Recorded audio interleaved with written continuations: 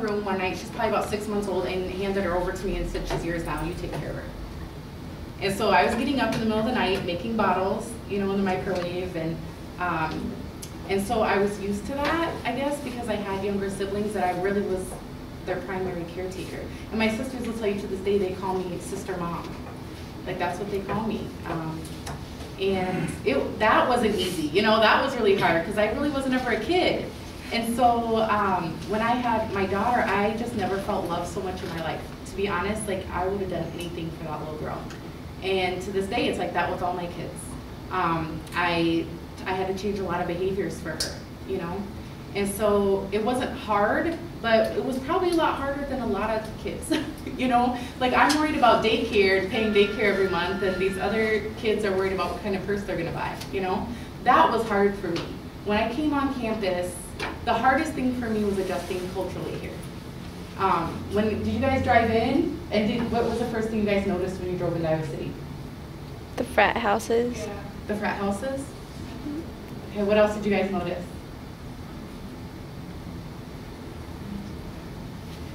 You know, there's more trees here, right? What? Dorm rooms. Dorm rooms? I noticed how clean it was, and I noticed how everybody drove nice cars. So I'm used to, you know, when I left, you know, we had these college kids come in driving cars that my parents could have never dreamed of driving a Lexus truck. You know, and these are college kids, 18-year-old kids coming in driving, wearing Louis Vuitton, and I was just like, there were names I'd never even heard of what Louis Vuitton was. I didn't know what that was. And so that was an adjustment for me initially, was being around kids that were from Chicagoland that had that much money. And then seeing that discrepancy when I went home and seeing people who had so little. And that's when I knew that I was going to fight for people that had less than that. You know, that's kind of when I started to realize that. But I felt like I didn't fit in here. I was in classes with these kids that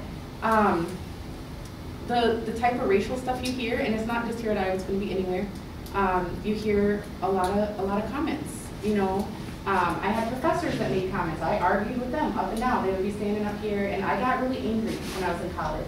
I got really angry, and I got smart. I learned how to articulate myself. So I learned how to speak in a way that I would argue anybody that I felt was saying something I didn't like. I learned how to articulate racism.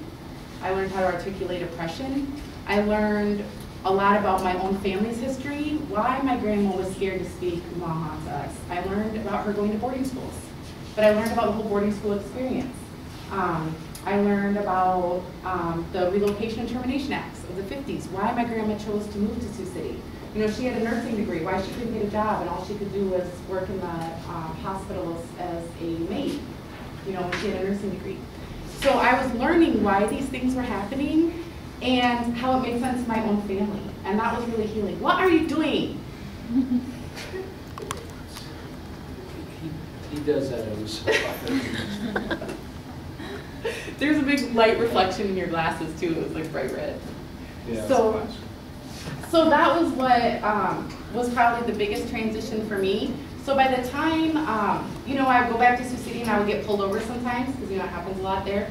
And my license plate said NDN Law, and because I was going to law school, And I drove kind of like a newer car at that point. And I remember the cop was like, well, you're driving too close to the center line. And I was like, oh, really? Well, let me call my professor in the College of Law and let me have you talk to him.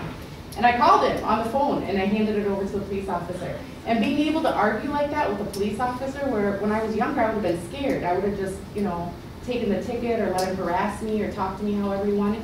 No, I'll fight your law with what I know about law.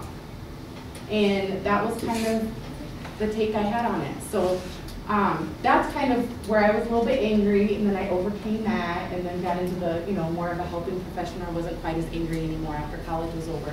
But, you know, you'll go through all of those transitions throughout life. Maybe you're in your angry stage right now. You know, maybe you're in that stage. That doesn't mean you have to stay there forever. You know, healing occurs in different ways at different times for different people. Okay, that's it.